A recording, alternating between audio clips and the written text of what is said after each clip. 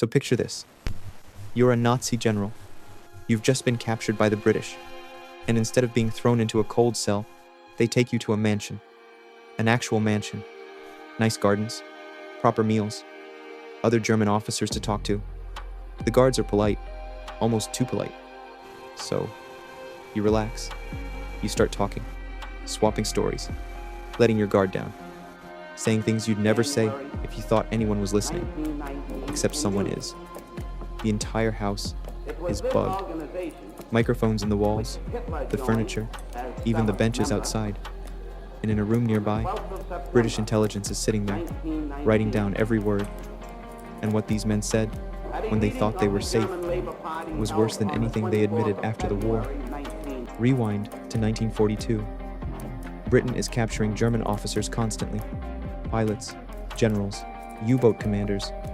But getting useful information out of them is almost impossible.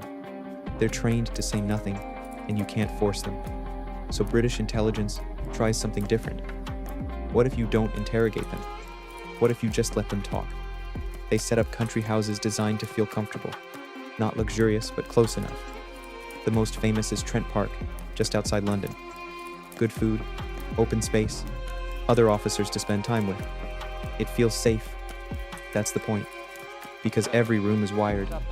Hidden microphones everywhere. And nearby, teams are listening 24/7, recording everything.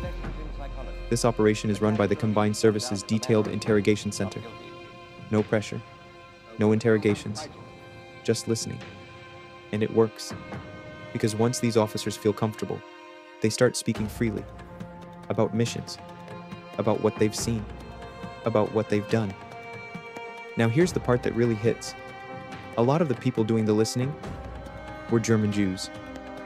Men who had fled Germany in the 1930s, lost everything, watched what happened to their families, and ended up sitting in silence, listening to the soldiers who did it. They couldn't react.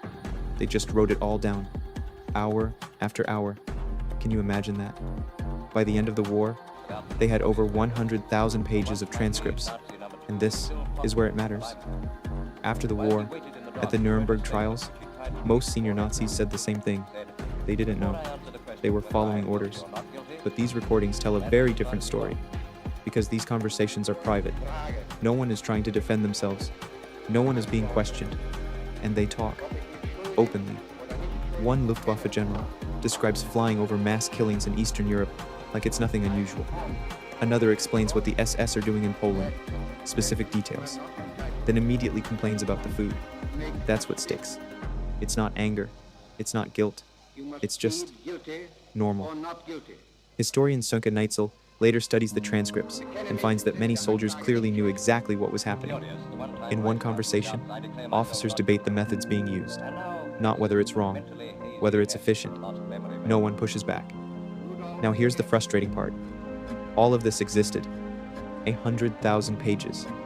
Their own words. No pressure, no interrogation, and almost none of it was used at Nuremberg. Partly because there was too much to process in time, but mostly because Britain didn't want to reveal how they got it. By then, the same techniques were already being used in the Cold War.